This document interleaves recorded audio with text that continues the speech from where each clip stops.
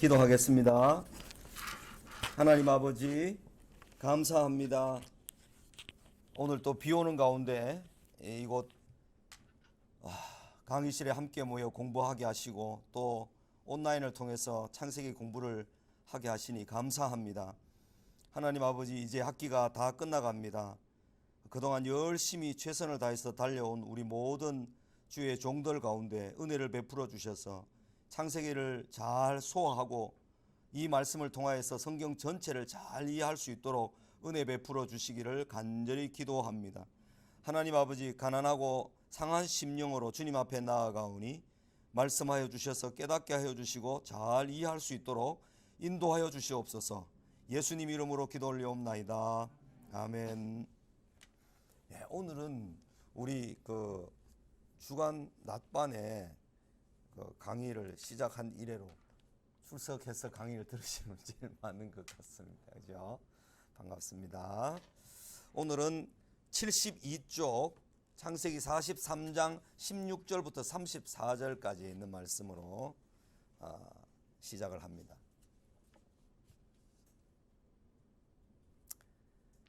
창세기 43장 16절 12형제 상봉과 식사 장면이 나옵니다. 베냐민을 포함한 10명의 형제가 두 번째 곡식을 사러 애굽에 이르렀습니다. 베냐민을 데리고 가는 과정에서 아버지 야곱이 죽으면 죽으리라, 내 아들이 죽으면 죽으리라, 이것은 죽으면 살리라 하는 믿음을 가지고 있었기 때문에 야곱이 그 애지중지했던 베냐민을 곡식 사러 내려 보냈던 것입니다. 요셉은 베냐민이 왔음을 보고 형제들을 이거 지금 마이크가 안에 있는 마이크가 좀 켜져서 제가 소구를 합니다. 이걸 켜지고 있으면 소리가 많이 들려서. 요셉은 베냐민이 왔음을 보고 형제들을 자기 집으로 인도하여 정오에 함께 오찬을 할 수 있도록 짐승을 잡고 준비하도록 청지기에게 말했습니다. 그 10명의 형제들은 지난번과 달리 총리 집으로 들어가게 하므로 심히 두려워했습니다. 이게 무슨 일일까? 우리를 가두어서 우리를 노예로 삼기 위한 것인가 하면서 엄청 두려워했습니다. 지난번 양식을 가져갔을 때 자루에 가져갔던 돈을 냈던 것을 다 자루에 담아서 보냈기 때문에 또 돈 훔쳐갔다고 또 올무를 놓은 것이 아닌가, 이런 생각으로 두려워하는 마음으로 총리 집으로 들어갔습니다. 요셉의 마음은 남북 이산 가족 만남인데 형들의 마음은 납북된 사람들 같았습니다. 요셉의 집에서 12형제의 재회가 있는데요, 오늘 본문에는 16절부터 34절 여기에는 유난히 집으로 라는 말이 3번이나 나옵니다. 그리고 요셉의 집이라는 말이 4번 나옵니다. 그리고 그 집이라는 말이 한 번 사용되어서 적어도 7번 정도가 8번 정도가 집에 대한 이야기가 반복되어 나왔습니다. 그것은 이제 요셉의 집이 하나님의 말씀과 약속이 있는 집이며 베델과 같은 곳이 되어버린 거죠. 요셉이 있는 곳이. 하나님의 계시가 요셉을 통해서 주어진 그 계시가 또 바로왕을 통해서 주어진 하나님의 계시가 다 이루어져서 요셉 총리가 있는 그 집에 하나님께서 함께 머무르고 계시고 하나님의 말씀과 약속이 거기에서 이제 다 백성들에게 전파되고 그것을 통해서 백성들이 구원을 얻는 모습을 보기 때문입니다. 이제 곧 가나안을 떠나 애굽 요셉의 집으로 내려와야 할 것을 미리 말해주는 것 같습니다. 형들은 요셉의 집으로 들어가면서 지난번 자루에 들어있던 돈 이야기를 고백하지 않을 수가 없었습니다. 두려워서 그 돈 가지고 또 우리를 올무에 잡아넣는 것이 아닌가 해서 돈을 가져왔다 하는 이야기를 미리 그 총리의 집사로 있는 사람에게 다 말했습니다. 그리고 그 돈과 함께 새로 곡식을 살 돈도 다 가져왔다, 그렇게 말했습니다. 자기들의 무죄를 증명해야 했기 때문입니다. 요셉의 집에 있었던 청지기는 과거 시위대장의 집에 있었던 요셉처럼 신실한 하나님의 사람이었음을 알 수가 있습니다. 23절에 보면 43장 23절에 보면 이런 말씀을 했습니다. 그 청지기가 청지기가 이르되 너희는 안심하라 두려워하지 말라 너희 하나님 너희 아버지의 하나님이 재물을 너희 자루에 넣어 너희에게 주신 것이니라 너희 돈은 내가 이미 받았느니라 하고 시므온을 그들에게로 이끌어냈습니다. 그래서 이 청지기가 요셉을 따라서 하나님을 잘 경외하는 사람이었음을 알 수가 있습니다. 그래서 그 돈은 하나님께서 너희들에게 주신 것이다 이렇게 이제 말을 했습니다. 그 청지기가 형제들을 안심시키고 옥에 있던 시므온을 데리고 나왔습니다. 요셉 집으로 인도된 그들에게 발을 씻게 하고 나귀에게 먹이도 주었습니다. 형들과 베냐민은 점심시간에 요셉이 집으로 돌아오기를 기다렸습니다. 곡식만 팔면 됐지 집으로 불러 무슨 다른 꿍꿍이가 있는 게 아니냐라고 하면서 자기네들끼리 걱정이 태산같이 이야기를 나누고 수군거렸을 것입니다. 계속해서 절하는 이제 장면이 이제 나옵니다. 요셉이 집으로 돌아왔습니다. 기다리던 형제들이 요셉 앞으로 나아가 준비해온 예물을 드리고 땅에 엎드려 절하였습니다. 이것은 요셉에게 형제들이 두 번째 함께 절한 것입니다. 26절에 오늘 절한 장면은 첫 번째가 42장 6절에서 이미 첫 번째 곡식을 사러 왔을 때 절을 한번 했었고 앞으로 세 번이나 더 절할 것이 남아 있습니다. 절하는 장면이 기록에 의해서 요셉이 그들의 안부를 물으며 아버지의 안부를 물었을 때 형들은 아버지가 평안하고 지금까지 생존해 계신다고 또 머리 숙여 절하였습니다. 세 번째 절이었습니다. 이렇게 형들이 요셉에게 절하는 장면은 5번이나 반복되어 기록됩니다. 그것은 마치 요셉의 꿈이 얼마나 신실하게 이루어졌는지를 반복해서 증언하는 것과 같습니다. 요셉은 베냐민을 보고 너희가 말하던 작은 동생이 이 아이냐 하면서 소자여 하나님이 내게 은혜 베푸시기를 원하노라 그렇게 말했습니다. 그 말을 하는 순간 요셉이 친동생을 사랑하는 마음이 복받쳐서 급히 울 곳을 찾아 안방으로 들어갔습니다. 이런 장면에서는 막 북받쳐 오르는 감격이 눈물을 쏟아지게 만들기 때문에 그 자리에 있으면 막 펑펑 울 수밖에 없죠. 22년, 23년 정도 만에 만나는 동생이잖아요. 그렇기 때문에 형들이 그동안엔 자기를 미워했고 시기해서 팔아버렸고 아버지한테 어떤 말로 했는지는 모르지만 그죠? 그 동생을 만나는 순간 엄마가 갔잖아요. 베냐민이 라헬에게서 난 첫 번째 아들 요셉, 두 번째 아들 엄마가 그 베냐민을 낳다가 죽은 사실을 요셉이 다 알죠. 보았죠. 그죠? 그런 마음으로 요셉이 안방으로 찾아 들어가서 울었습니다. 그러나 지금 그때 베냐민을 본 순간 그때가 모든 것을 밝힐 때는 아니었습니다. 요셉은 형들의 참된 마음을 확인해야 했습니다. 요셉은 얼굴을 씻고 나와서 그 정을 억제하고 음식을 차리라고 하였습니다. 하나님의 약속은 매우 신실합니다.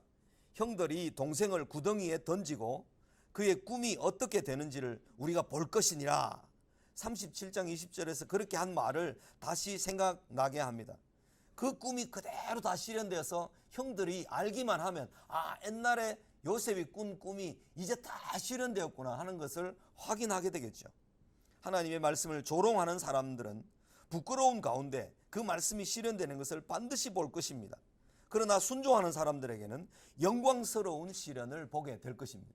하나님의 말씀을 순종하는 것과 불순종하는 것의 차이는 요한복음에 보면 제가 누누이 말씀을 드렸지만 요한복음 17장 3절에 그리고 요한복음 3장 36절에 보면 여기에는 믿는 것과 순종이 같은 의미로 되어 있습니다. 여기에는 안다라는 개념으로 되어 있습니다. 안다. 영생은 곧 유일하신 참 하나님과 그의 보내신 자 예수 그리스도를 아는 것입니다 라고 말했고 여기는 영생을 뭐라고 표현했는가 하면 하나님의 아들을 믿는 자에게는 영생이 있고 하나님의 아들을 순종치 않는 자에게는 하나님의 진노가 그 위에 머물러 있다 이렇게 말씀을 했기 때문에 이 세 개의 말은 영생과 관련되어서 있기 때문에 다 동일한 개념이라고 이해를 하면 되겠습니다. 안다라는 말과 믿는다라는 말과 순종한다는 말, 이게 다 별개가 아니고 동일한 것이라는 거죠. 무엇과 관련되어서? 다 영생과 관련되어서 말씀을 하신 것이기 때문에 영생을 얻기 위해서는 하나님을 알고 하나님을 믿고 하나님께 순종해야만 영생을 얻는다. 이 말을 분리해서 생각하면 안 됩니다.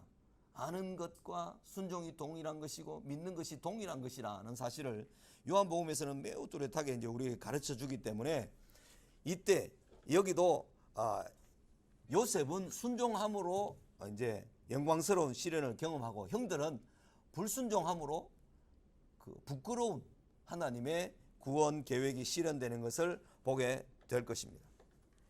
서로 이상히 여길 만한 일들이 있었는데 요셉과 그 형제들과 또 그들과 함께 먹는 애굽인들은 각각 상을 차렸습니다. 왜냐하면 애굽인들은 히브리인들과 같이 먹으면 부정을 입는다는 전통 때문이었습니다. 그래서 이스라엘 백성들을 목축업을 하는 사람들이라고 해서 고센 땅에 따로 모아서 그렇게 살게 했죠. 그러니까 민족적인 동질성 이것을 잃어버리지 않고 히브리인들은 그대로 가지고 있을 수 있었죠. 근데 이제 이 총리 집에는 각각 따로 이제 음식을 상을 차려야 했습니다. 그게 전통이었습니다. 요셉도 히브리인이었지만 아직까지는 애굽인으로 알려져 있기 때문입니다. 여기까지는 이상할 것이 없었는데 형들이 이상하게 여긴 일들이 연속적으로 일어났습니다. 도무지 알 수 없는 일이었습니다. 그들이 요셉 앞에 앉되 그들의 나이에 따라 앉히게 된 것 때문입니다. 제일 큰 르우벤부터 시작해서 시므온, 레위, 유다 이렇게 형들로부터 시작해서 쭉 차례대로 다 앉히는 거야. 그러니까 야, 어떻게 우리가 선택해서 자리를 형부터 차례를 여기 앉으시오 이렇게 안 하고 했는데 제일 큰 형부터 이렇게 차례대로 다 앉게 했을까? 놀란 거죠. 신기하다.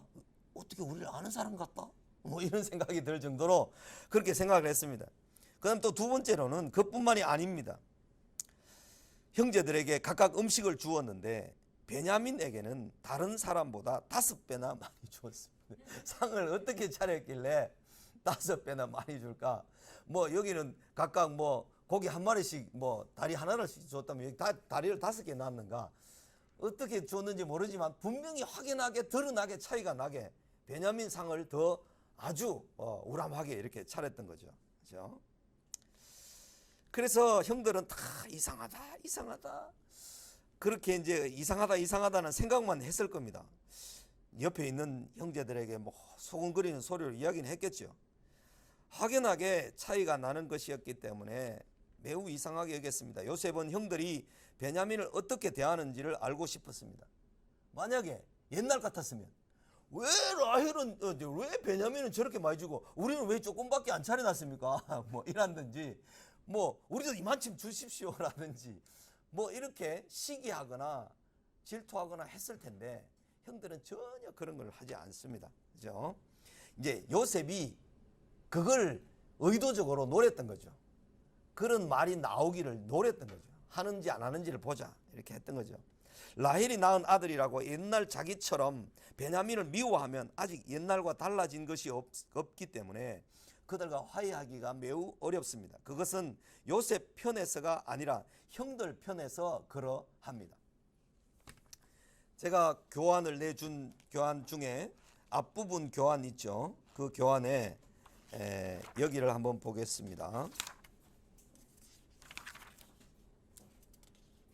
33쪽 목사님은 그 뒤편에 보면 뒤로 많이 넘겨보면 도표 나오는 과가 있습니다. 도표 나오는 과가 있는데 그 과에 33쪽에 화목의 조건, 희생이라는 그 과를 한번 보겠습니다. 42장에서 45장까지 함께 공부했던 97년도쯤에 공부했던 그런 내용인데요. 요셉으로 말미암아 야곱 가족은 다시 화목하게 이제 되는 장면으로 이어지는데 이 36쪽입니까? 네, 화목의 조건, 희생 이런 책인데요. 이 화목이 이루어지려면 누군가가 희생을 하지 않으면 절대로 화목이 이루어지지 않습니다. 하나님과 우리 사이의 관계도 하나님께서 희생을 하셔서 아들 예수 그리스도를 보내주시고 죽게 하심으로 우리와 화목을 이루셨잖아요. 우리가 화목하고 싶다고 하나님께 아무리 막 가려고 해도 헤엄쳐서 태평양을 건널 수 없는 것처럼 하나님께 우리가 우리의 노력과 우리의 힘으로 화목을 이룰 수 없는 것입니다. 그래서 하나님께서 그 화목을 위해서 당신의 아들 예수 그리스도를 화목 제물로 보내주셔서 희생 제물이 되게 하심으로써 우리를 하나님과 화목되도록 만들어 주신 거죠. 그분을 바라보고 그분을 믿고 의지하는 자들에게 화목하도록 만들어 놓으신 거죠. 하나님께서. 이제 그렇기 때문에 여기 보면 형들이 애굽으로 내려가는 장면에서 첫 번째 곡식을 사러 가는 장면에서 야곱이 희생을 합니다. 야곱이. 내 아들 베냐민이 죽으면 죽으리라. 이렇게 하면서 베냐민의 죽음은 야곱의 생애가 가장 사랑하는 라헬의 두 아들을 다 잃어버리는 거기 때문에 라헬도 잃어버리고 두 아들도 잃어버리고 이러면요 아주 심각한 이제 고민이 되지 않겠습니까? 그 절망 가운데 있기 때문에 그래서 야곱은 이때 곡식 사러 보낼 때 내가 죽으면 내 아들이 죽으면 죽으리라 하고 다른 아들은 죽어도 괜찮은데 베냐민은 죽으면 안 된다.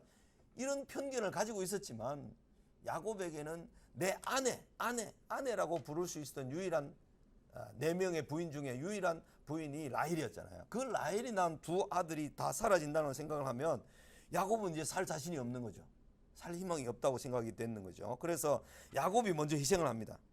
그 다음에 나중에 이제 44장으로 넘어가면 베냐민을 이제 자루에 은잔을 넣어가지고 베냐민을 데려와서 베냐민을 종으로 삼으려고 하잖아요. 그때 누가 이제 희생을 하는가 하면 유다가 희생을 합니다. 유다가.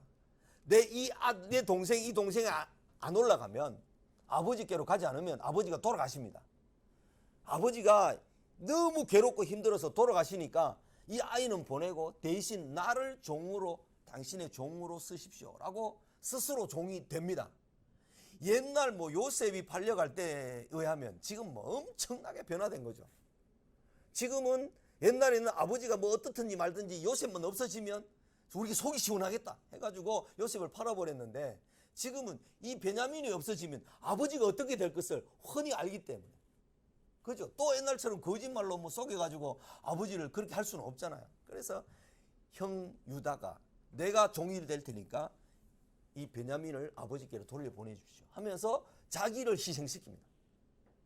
이게 이제 유다의 모습이고 나중에 이제 요셉이 희생을 합니다. 요셉이 다 형제들을 다 품고 다 용서하고 다 옛날 모든 것들은 다 기억하지 말도록 다 잊어달라고 희생을 하는 장면이 나옵니다. 그래서 화목의 조건은 누군가가 희생하지 않으면 화목이 잘 이루어지지 않습니다. 부모가 자녀를 키울 때 부모가 정말 희생하고 헌신하고 하지 않으면 자녀와 부모 사이에 진정한 화목이 잘 이루어지지 않아요. 우리 아내가 어릴 때 우리 장모님 장인어른이 워낙 어렵게 사셔가지고 그죠? 땅 한 평 없이 그냥 장사로 수백 가지 종류의 장사를 다 하면서 사셨는데 초등학교 한 4, 5학년 되면서부터 밑에 동생들 셋을 남겨놓고 언니한테 맡겨놓고 장사로 다니신 거예요. 그러니까 먹을 게 없어가지고 우리 집사람이 맞이였는데 엄청 고생을 한 겁니다. 고생을 했는데 그 고생이 나중에 어른이 되어서도 내가 어릴 때 엄마한테 맛있는 거 한번 얻어 먹어본 적이 없다. 그 대학교 다니면서도 집에 내려갈 때는 맛있는 걸 사가지고 와서 엄마가 요리를 전혀 못 하시니까 그래서 사가지고 와서 집에서 요리를 해야만 맛있게 동생들과 함께 먹을 수 있는 그런 입장으로 살았어요. 그러니까 지금 많이 아이들을 키우면서 아이들이 다 컸잖아요. 30살이 넘고 이제 20대 후반이 되고 이렇게 다 컸는데도 엄마가 자식들에 대해서 어떤 희생을 치러서라도 해먹이고 어떤 희생을 치러서라도 공부시켜보고 이렇게 하려고 엄청 많이 예를 쓰더라고요. 그러니까 그런 희생과 헌신이 되지 않으면 자녀들과 나중에 진정한 화목이나 진정한 기쁨으로의 관계가 잘 어렵다는 거죠. 그래서 자기 엄마하고 그러니까 섭섭한 게 있고 옛날에 나는 엄마한테 맛있는 거 한 번도 얻어 먹어본 적 없고 엄마한테 한 번도 내가 안 하고 오히려 동생들을 내가 챙기면서 살았는 것 같다. 이런 생각을 하고 있는데, 그러니까 자녀들에 대해서 나는 어떤 희생을 해서라도 내가 자녀들이 커서 이제 나중에 나이가 들어서 그런 느낌을 안 받도록 해야 되겠다, 이런 느낌이 있는지 하여튼 되게 열심히 해요. 되게. 근데 이 화목의 조건이라는 것은 결국은 어떤 사람 사이에 사람들과의 관계에서 서로가 원수가 되거나 또는 어려움이 있거나 하면 원수를 당한 사람이 희생을 해서 그 사람을 용납해주고 품어주지 않으면 화목이 절대 이루어지지 않습니다. 그것과 마찬가지로 원수짓을 한 사람이 용서를 구하고 다 이렇게 정말 회개를 하고 돌이켜야만 이 화목이 이루어지는 것입니다. 그러니까 어느 한쪽에서 일방적으로 된다고 해서 되는 게 아니에요. 사람들 사이에는 특히, 그죠? 원수를 당한, 피해를 당한 사람이 용서하고 용납하는 것, 그것은 뭐 이 사람의 수준에 의해서 내가 다 받아들인다 이렇게 하는데, 그 사람이 진정으로 회개하고 돌이키지 않으면 또 이게 안 되는 거예요. 그런 관계들을 우리가 여기 말씀에서 지금 이제 보게 됩니다. 그래서 요셉이라는 사람이 참 대단한 사람이다 하는 것을 알게 됩니다. 요셉이라는 사람. 그 요셉이 그렇게 대단한 사람이 되었다는 것은 그에게 무엇이 있었다는 것 때문이냐면 하나님의 계시가 있었기 때문이다. 하나님의 계시가 요셉에게 주어졌기 때문에 그 계시에 철저하게 복종한 사람 요셉에 의해서 그 가정의 진정한 화목이 이루어질 수 있었다는 것입니다. 73쪽으로 돌아옵니다. 44장 1절에서 17절까지 원래 교재 뒷부분에 73쪽 마음으로부터의 변화를 요셉이 확인하게 됩니다. 야곱의 아들들은 오찬을 먹고 그날 오후를 지내고 다음날 아침 밝을 때 양식을 사서 가나안으로 돌아갔습니다. 요셉이 이 모든 자기의 감정을 억제하고 형들의 마음을 더 알아보기를 원했던 것입니다. 요셉은 양식을 넣은 부대에 각자가 가지고 온 돈을 그대로 다시 넣고 베냐민의 자루에는 요셉의 은잔을 넣도록 청지기에게 시켰습니다. 혹시 추우시면 에어컨을 좀 끄도 됩니다. 여러분 선택해서 하십시오. 온도를 좀 올려도 되고요. 그들이 성읍에서 나가 멀리 가기 전에 요셉은 청지기에게 일어나 그 사람들의 뒤를 따라가서 너희가 어찌하여 선을 악으로 갚느냐, 이렇게 이것은 내 주인이 가지고 마시며 늘 점치는 데 쓰는 것이 아니냐, 너희가 이같이 훔쳐가니 악하도다. 곡식 사러 와서 은잔을 훔쳐가다니 하면서 막 이제 내려온 거예요. 은잔을 베냐민의 자루에 넣게 한 것은 베냐민이 그 잔을 훔친 것처럼 만들어서 베냐민을 붙들어 둔다고 했을 때 형들이 어떻게 나올지를 알아보려고 하는 요셉의 시험이었습니다. 그 시험에 형들이 통과하기를 요셉은 바랬습니다. 3, 4년이 지났으니까 이제 형들이 좀 변화되기를 원한다. 그래야 진정한 화목이 서로 이루어진다 하는 사실을 알았기 때문에 요셉은 그런 시험을 했던 것입니다.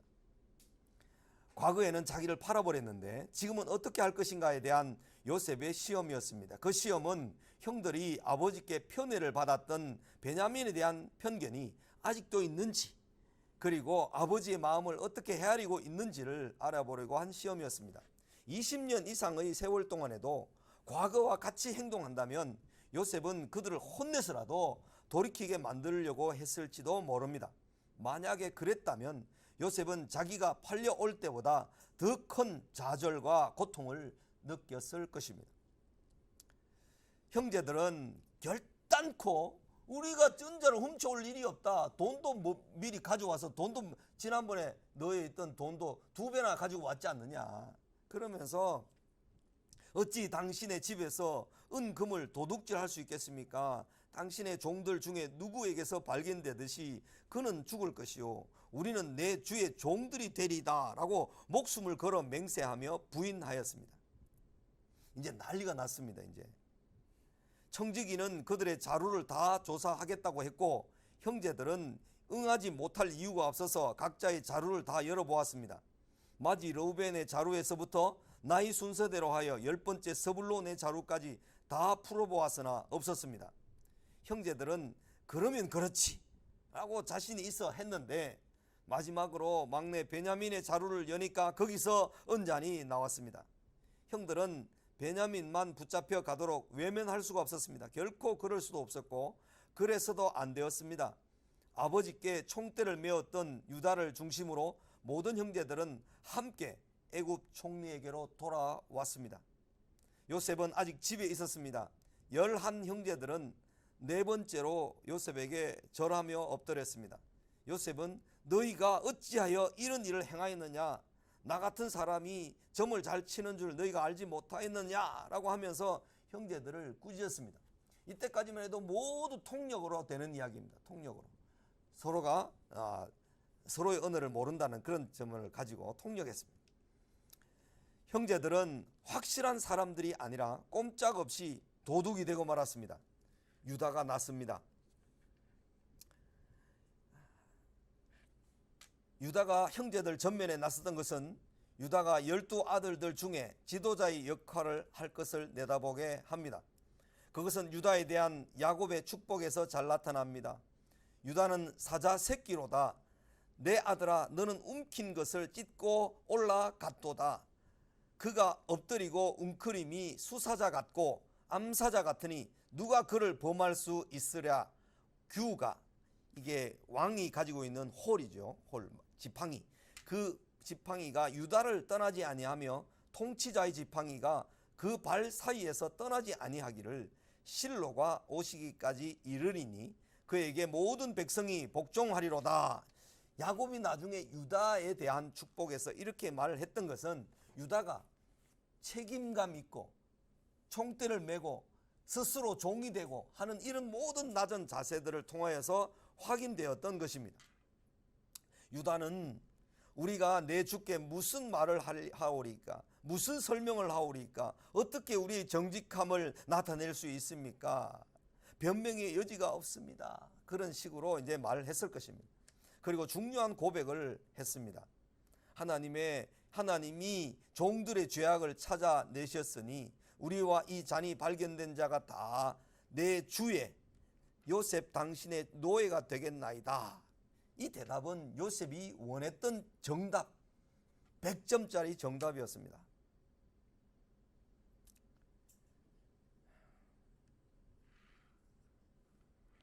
그러나 요셉은 한 번 더 형들을 시험합니다. 요셉은 내가 결코 그리하지 아니하리라. 잔이 그 손에서 발견된 자만 내 종이 되고 너희는 평안히 너희 아버지께로 도로 올라갈 것이니라. 이렇게 말합니다. 어떻게 해서 베냐민을 데리고 왔는데 어떻게 베냐민을 두고 평안히 갈 수 있단 말입니까? 도무지 그렇게 갈 수 없는 걸음입니다. 이전에 요셉을 죽이지 말고 팔자고 설득한 형은 유다였습니다. 다시 한번 극적인 상황을 만들므로 요셉은 형들의 진심을 알려고 하였습니다. 유다는 지난날 요셉을 팔고 아버지께 거짓말로 요셉이 죽었다고 말한 것을 하나님이 종들의 죄악을 찾아내셨다라고 고백했습니다. 그 고백은 마음으로부터 나온 진정한 회개의 고백이었던 것입니다. 여기 44장에 보면요. 여기는 지금 이제 다음 과에서 또 나옵니다. 그때 하겠습니다. 마음으로부터 진정으로 변화된 형들의 모습을 보고 요셉은 이제 진짜 형들의 마음이 변화되었구나. 옛날 같지 않구나. 아버지를 생각하는 마음이 있고 자기를 희생하는 마음이 있고 동생 요셉을 편애하지 않고 시기하지 않고 없애버리고 싶어하는 마음이 하나도 없구나. 오히려 그 반대로구나 하는 것을 철저히 깨닫게 된 것입니다. 다시 74쪽으로 넘어가서 베냐민을 두고 갈 수 없는 이유가 있습니다. 야곱의 넷째 아들 유다는 베냐민이 은잔을 훔친 것이 아님을 설득하지 않고 아버지의 입장을 변호하여 하며 애굽의 총리에게 애걸 했습니다. 훔치지 않았다. 훔치지 않아서 우연히 들어온 것이다. 우리는 훔쳐간 게 아니다. 아무리 변명해봤자 은잔이 베냐민의 자루에 들어있었잖아요. 그래서 그것을 가지고 우리가 훔치지 않았다라는 것을 막 변명하는 것으로 설명하기보다는 용서해 달라고, 우리 아버지를 생각해서 용서해 달라고. 우리 아버지가 이 아들 안 가면, 베냐민 안 가면 죽습니다. 그 감정적이고 정서적인 호소를 지금 이제 요셉 앞에서 하는 것입니다. 베냐민을 애굽에 두고 가면 죽을 만큼 슬퍼할 아버지와 은잔을 훔친 죄값을 반드시 치러야 하는 총리 사이에 끼어 형들이 이러지도 저러지도 못할 입장이 되었습니다. 형들은 이미 당신의 종들 중에 누구에게서 그 은잔이 발견되든지 그는 죽을 것이요, 우리는 내 주의 종들이 되리다 하는 말로 자기들의 무죄를 주장했기 때문입니다. 야곱의 걱정이 현실이 되었고 아버지에 대한 유다의 맹세가 현실에서 책임져야만 할 일로 되어버린 상태에서 형제들은 이제 어떻게 할 것인가. 여러분, 화장실에 들어갈 때는 급해가지고 막 급해가지고 내가 뭐든지 다 줄게 하면서 이 돈만 좀 빌려달라고 했는데, 돈을 쓰고 문제가 다 해결되고 나니까 화장실 볼일 보고 나오니까 이게 자기 마음대로 하고 싶고 자기 욕심대로 한 거 하고 싶고 아쉬운 게 없으니까 돈 빌려준 사람에게 돈을 안 갚아도 된다는 생각까지 하는, 이런 게 인간의 본성인데, 그죠? 그런데 지금 이 베냐민의 형들 그리고 요셉의 형들은 옛날 같지 않게 자기가 책임져야 할 일을 분명히 책임지고 자기가 희생해야 될 일이 있으면 분명히 자기가 희생을 해서라도 동생을 살려 보내야 된다. 이것에 아주 철저하게 그들의 의식이 하나가 되어 있었던 겁니다.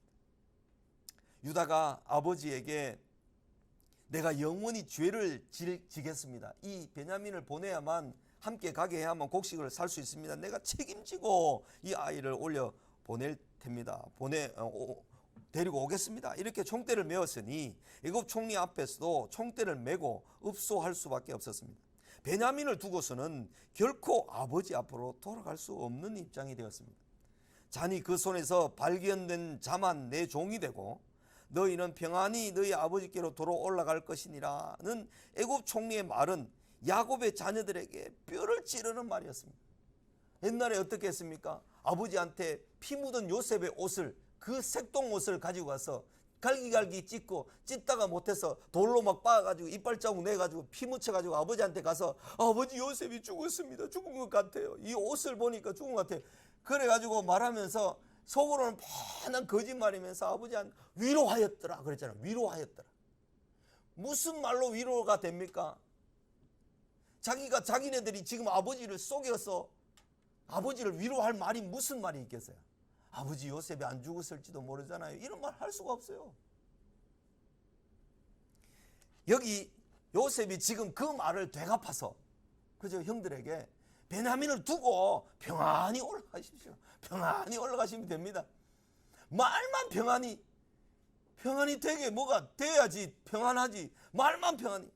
야고보서에 있는 말씀이 생각납니다. 따뜻하게 해라, 배부르게 해라, 말로만 도와주진 않고. 우리 이번에 그 파푸아뉴기니에 있는 장웅태 선교사님, 우리 노회에서 파송된 선교사입니다. 파푸아뉴기니에서 완본 부족을 위해서 성경 번역 사업을 거의 다 끝냈는데, 그 장웅태 선교사님이 말라리아에 걸려 있었는데, 말라리아 2기쯤에 걸려 있었는데 코로나까지 왔습니다. 막 죽음 직전까지 갔습니다. 그 사모님도 코로나에 감염이 됐습니다. 그래서 막 두 분 다 먹지 못하고 막 그 병원이 너무 열악해서 이 산소 호흡기가 제때 공급되지 않아 가지고 고통을 엄청 당하다가 겨우 산소 공급기를 공급받고 나서야 이제 에어 앰뷸런스로 1억 5천 내지 2억 드는 그런 비용을 들여서 이제 후송을 합니다. 후송을 한다는 소식을 듣고 우리 노회에서는 이제 임원회를 소집해 가지고 이걸 좀 도와야 되겠다 해서 나름대로 그 공문을 만들어서 교회마다 좀 이제 보내려고 준비를 해서 오늘쯤이나 내일쯤에 이제 발송이 되어서 한 6월 20일 정도까지 우리는 우리대로 이제 또 모금을 하려고 생각을 하고 있습니다. 적든지 많든지 간에 그게 문제가 아니고, 우리가 마음을 같이 하고 그 말로만 기도합니다, 뭐 합니다, 이렇게 하는 것보다 참여를 해야죠. 참여를. 그렇게 하려고 지금 이제 하는데, 다행히 그 많은 돈이 드는 것을 이제 우리 후배고 또 이금숙 선교사 또는 장홍태 선교사 선배였던 의사들이 있습니다. 그 의사들이 하겠다 이렇게 해서 우리가 그 돈이 없어서 총회나 또는 또 GBT 선교회나 또는 우리 노회에서 그걸 다 해야 되는 입장이 안 되고 다행히 돈이 많이 좀 됐습니다. 그래서 잘 옮겨올 수 있게 됐는데 한국에 와서 치료가 잘 될 수 있도록 여러분 장홍태 선교사 파푸아뉴기니 완본부족에 사역했던 그 분을 위해서 한번 기도해 주시면 고맙겠습니다. 아버지의 마음을 헤아리고 있다는 것, 그것을 요셉이 보니까 요셉의 마음이 다 녹아버린 거죠. 요셉의 마음이 형들에 대한 응어리진 그 모든 것이 싹 봄눈 녹듯이 싹 녹아버렸습니다. 요셉은 형들이 첫 번째 곡식을 사러 왔을 때 그들의 신분을 확인하고자 이런저런 질문을 했습니다. 그리고 형제 중 한 명을 볼모로 남겨두고 막내 아우를 데리고 와야 신분이 확실함을 인정하겠다고 했을 때 그 아이는 그의 아버지를 떠나지 못할지니 떠나면 그의 아버지가 죽겠나이다 이렇게 말했음을 유다 총리에게 상기시켰습니다. 그랬을 때 총리는 너희 막내 아우가 너희와 함께 내려오지 아니하면 너희가 다시 내 얼굴을 보지도 못하고 곡식 살 수가 없다 그렇게 말을 했지 않습니까? 그로 인해 다시 올 때는 아버지를 설득하여 베냐민을 데리고 왔음을 유다는 지금 요셉 앞에서 그 정적인 면, 정서적이고 부자지정 그런 것들 있잖아요. 이런 것들을 막 감정적으로 호소를 하는 거죠. 유다는 베냐민의 생명이 아버지 야곱의 생명과 하나로 묶여 있다. 베냐민이 없어지면 아버지도 없어집니다. 돌아가십니다. 베냐민은 아버지의 생명에 직결되어 있기 때문에 형들이 베냐민을 두고 가는 것은 연로하신 아버지 야곱을 죽이는 일임을 힘주어 설명했습니다. 아버지를 속인 것도 죽도록 죄송한데 베냐민마저 이러면 아버지가 죽음에 이르게 될 것은 아들들에게 불을 보듯 뻔한 일이었습니다. 그 고통과 그 괴로움을 두 번씩이나 다시 보는 것을 형들이 원치 않았던 거죠. 절대로 그건 그렇게 할 수 없습니다. 차라리 내가 종이 되고 내 아우를 올려 보내주십시오. 그렇게 말하는 거죠. 유다는 아버지의 말씀을 직접 전달하였습니다. 내 아내가 낳은 두 아들, 야곱이 내 아내라고 부른 사람은 라헬밖에 없고 성경 기록에도 족보 기록에도 아내 라헬이라고 아내라는 이름이 붙은 사람은 레아가 아니고 라헬밖에 없습니다. 그걸 잘 살펴보면 야곱의 아내는 라헬이었다는 것을 알 수 있습니다. 너희도 알거니와 내 아내가 내게 두 아들을 낳았으니라는 말이었습니다. 야곱에게는 자식을 낳아준 부인이 4명이죠. 그런데 아내라는 말은 유일하게 라헬에게만 썼습니다. 다른 부인은 이름만 나옵니다. 그런데 라헬에게 유일하게 야곱의 아내 라헬의 아들 곧 요셉과 베냐민이요라고 46장에 가서도 또 거기에 아내라는 말을 씁니다. 그것은 그만큼 야곱이 라헬을 사랑했음을 말합니다. 오매불망 사랑했던 그 라헬이 그죠? 둘째 아이를 낳으면서 죽었으니 그 야곱의 마음이 얼마나 슬펐겠습니까? 자기 딸 디나가 강간을 당하고 난 다음에 세겜족을 다 죽이고 할례밖에가 죽이고 난 다음에 큰 두려움이 임해서 베델로 올라가라는 주님의 음성을 듣고 베델로 올라가서 거기서 세겜 올라가기 전에 그 세겜의 상수리 나무 아래 모든 우상을 다 묻고 갔는데 베델로 갔다가 다시 베들레헴 에브랏이라는 곳에 가다가 라헬이 아이를 낳으면서 죽잖아요. 그 베들레헴은 헤브론까지 내려가야 되는데 헤브론까지 내려가려면 아직 한참 가야 되는데 거기서 죽었으니 베들레헴 에브랏 그곳이 라헬의 무덤이 됩니다. 그 베들레헴 에브랏은 나중에 미가서에 보면 미가서 5장 2절에 보면 베들레헴 에브라다야 너는 유다 고을 족속 중에 지극히 작지 않다. 네게서 다스리는 자가 내게로 나올 것이요 라고 말해서 예수님이 베들레헴에서 태어날 것을 미가 선지자의 입을 통해서 예언을 합니다. 그래서 야곱의 아들들 중에 유다 지파에 속한 이 베들레헴 땅이 유다 지파에 속한 땅이니까 유다 지파의 후손들 중에 이 베들레헴 출신인 이세, 그 이세의 아버지 오벳의 아들 이세, 이세의 아들 다윗, 이렇게 해서 하나님께서 구원하실 자를 보내실 것이다. 그 말씀을 이제 하시는 거죠. 그리고 난 다음에 나중에 예수님께서도 베들레헴 거기에서 출생하실 것에 대해서 예언을 하고 있는 것입니다. 그걸 다 나중에 이제 정리를 해서 보면 참 좋겠죠. 그래서 형들은 아버지가 라헬을 얼마나 사랑했고 그 아들 둘을 얼마나 사랑했는지를 알았습니다. 그만큼 아버지가 편애하는 베냐민을 그대로 받아들이고 있다는 것입니다. 아버지가 그죠? 불가피하게 안에 넷을 두었는데 그 중에 제일 사랑하는 라헬을, 그들이 낳은 아들을 아버지가 사랑하는 것을 자녀가 다 옛날에는 시기심만으로 어릴 때는 그렇게 생각했는데 이제 40대가 되고 50대가 되고 60대가 돼가지고 보니까 우리도 아버지가 되어보고 할아버지가 되어보니까 야, 우리 아버지의 그 편애하는 마음을 우리가 충분히 100분 이해하겠다 생각을 하게 된 것이죠. 그래서 유다라든지 다른 형들이 절대로 베냐민을 두고 갈 수가 없다. 우리가 다 죽어도 베냐민을 오늘 보냈는데 이런 생각까지 하게 되는 거죠. 그렇죠? 그대로 받아들이는 거죠. 아버지의 마음을 헤아리는 거죠. 사실상 예수님을 믿는 사람들이 가장 성숙한 마음이 어디에까지 이르는 것이 성숙한 마음인가 하면 에베소 4장 15절 이하에 보면 예수 그리스도의 장성한 분량에까지 충만한 데까지 이르러라. 그것이 예수님을 믿는 사람들에게 잘하는 수준으로 거기까지 요구를 했습니다. 예수 그리스도의 장성한 분량이 충만한 데까지라는 말은 빌립보서 2장 5절에서 말씀하시는 것처럼 너희 마음에 이 마음을 품으라 곧 주 예수 그리스도의 마음이니 그는 아들이시고 하나님의 본체시고 하나님의 형상이지만 아버지께 복종하여 이 땅에 몸으로 오셨고 죽기까지 복종하셨다. 이 말씀을 하시잖아요. 그 이야기를 하시는데 우리가 어디까지 자라야 되는가 하면 예수님께서 아버지 하나님의 마음을 헤아려서 몸을 입고 이 땅에 오시는 게 엄청 낮아지시는 거거든요. 죽어주시는 것은 더 낮아지시는 거거든요. 지옥에 가서 옥에 있는 영들에게 내가 약속했던 뱀의 후손의 머리를 상하게 할 것이라는 그 약속의 말씀을 다 이루었다.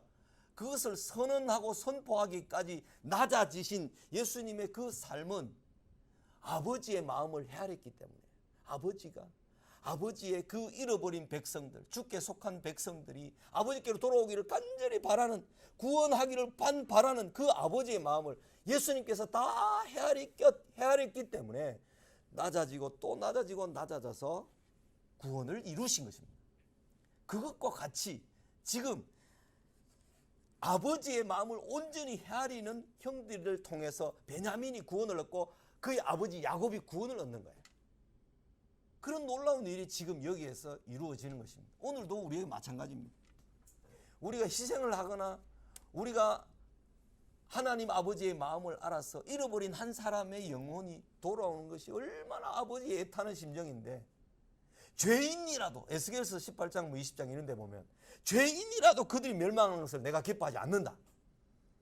다 돌아오기를 간절히 기다린다라고 하나님께서 그런 말씀을 베드로 사도에게나 뭐 선지자들에게나 많이 말씀을 하셨단 말이에요. 그런 것을 보고 예수 믿는 사람들이, 예수 믿지 않는 사람들이 멸망받고 그들이 망하고 하는 것을 꽃이다, 잘됐다 박수치면서 볼 수 있겠냔 말이죠. 아니다는 거죠.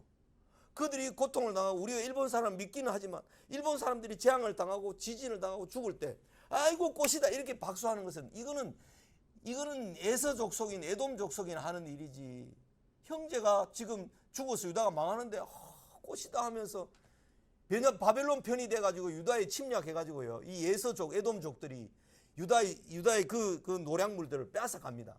막 유다인들을 막 죽이고 그렇게 합니다. 거기에 대한 심각한 진노의 심판이 오바댜서에서 잘 나타나 있거든요. 에돔 족속은 너희 형제족인 유다가 바벨론에게 멸망할 때 막 불쌍하고 함께 애통하고 그래야 되는데, 너희가 꽃이다 뭐 잘됐다 박수치면서 이랬기 때문에 너희들은 영원히 에돔족에 대해서 하나님이 심판을 선언합니다. 그런 것처럼 아버지의 마음을 헤아리는 것, 아버지라면 어떻게 생각하시는가, 아버지의 마음이 너무 편해하는 것 같습니다. 아버지의 마음, 돈 많은 사람 좋아하는 것 같습니다. 아버지의 마음, 막 아버지께 100% 충성하는 목사님들만 좋아하고 장로님들만 좋아하는 것 같습니다. 이런 마음이 아니고 아버지의 마음은요, 잃어버린 자 한 사람을 찾고 그 사람을 구원하기 위한 간절한 마음이 아버지에게 있는데 그 마음을 헤아려 드리는 것, 이런 게 돼야 아버지를 기쁘시게 할 수 있고 그 아버지께서 바라시는 사람을 구원할 수가 있습니다.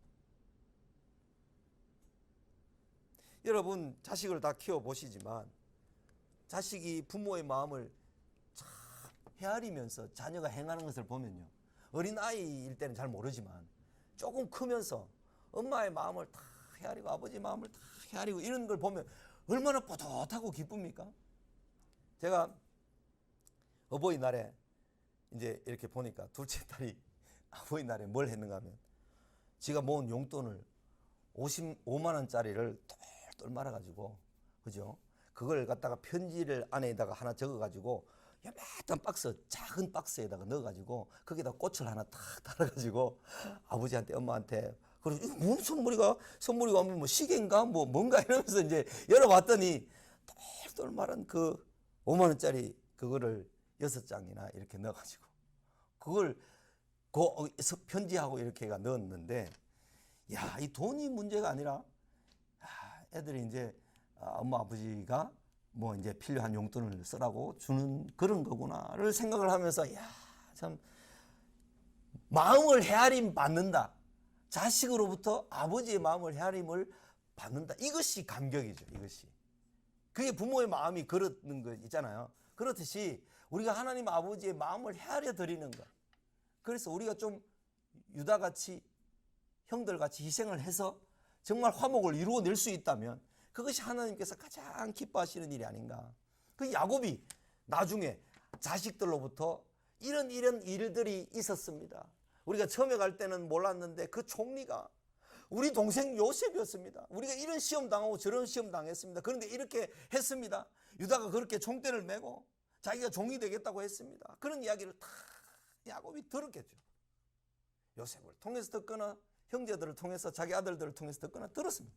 그래서 이 야곱은, 이야, 내가 그래도 인생을 헛산 게 아니구나. 하나님께서 요셉에게 주신 그 계시가 다 이루어지고 하나님께서 나와 내 조상 이삭과 할아버지 아브라함에게 주신 그 약속들이 다 이루어지도록 하기 위해서 지금 요셉을 먼저 애굽에 보내셨구나. 그래서 요셉을 통해서 우리 가족이 다 구원받고 거기서 큰 민족을 이루게 하시려는, 430년 뒤를 내다볼 수는 없어요, 야곱이 직접적으로. 그러나 믿음으로 400년 지나면 엄청난 큰 민족을 이루어서, 나라를 이루어서 가나안 땅을 차지하게 하실 것이다. 그 약속이 실현될 것 같은 모습이 야곱의 눈에 보였던 것입니다. 아브라함의 눈에도 그게 보였던 거고, 이삭의 눈에도 보였던 거고, 야곱의 눈에도 이제 애굽으로 내려갈 때쯤에는 그 모든 것이 다 보이게 되고 깨닫게 되는 것입니다. 그 모습이 자녀들에게도 전달 안 됐겠습니까? 충분히 자녀들에게도 전달됐을 것입니다.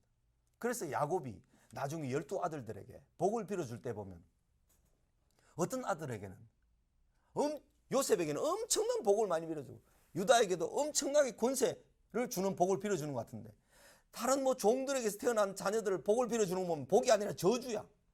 그러니까 아버지 왜 나한테는 복을 안 빌어주고 저주 같은 말 하십니까? 이런 것을 따지거나 막 아버지에게 막 대들거나 하지 않았어요.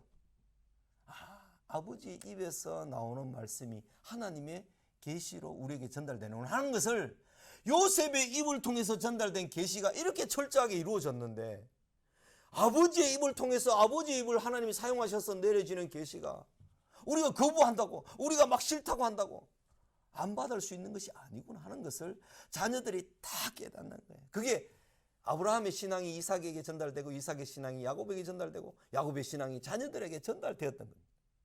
오늘도 우리에게 주어진 신앙이 자녀들에게 잘 전달돼야 됩니다. 우리 교회 이야기를 잠깐 하면, 최근에 한 가정이 있던 교회, 자기가 섬기던 교회에서 너무 큰 어려움이 있어서 나왔어요. 나오고 우리 교회로 왔어요. 가까이 있어서 우리 교회 가까이 있어서 늘 가게 하는 집인데 서로 교류하고 상치 떠다가다 주고 뭐 아이스크림 사가 병원에 가져갈 때 한 개씩 나눠 먹고 뭐 이렇게 했는데 그 집이 이제 교회로 와서 상담도 하고 이러다가 우리 교회로 오게 됐는데 우리 교회에서 집사님 한 번하고 우리 집사님하고 늘 저녁에 기도하자 이래가지고 기도 제목이 있다 기도하자 이래 40일간 저녁마다 뭐 8시 기도했어요. 그 기도하는 틈에 이 사람이 어려움을 당해서 막 고통을 당하고 울면서 맨날 그러다가 우리가 저녁마다 기도하는데 기도의 모임이 오세요 했더니 그 여집사님이 왔어요. 와가지고 기도하면서 은혜를 받고 막 울고 막 은혜를 너무 많이 받았어. 그렇게 하다가 보니까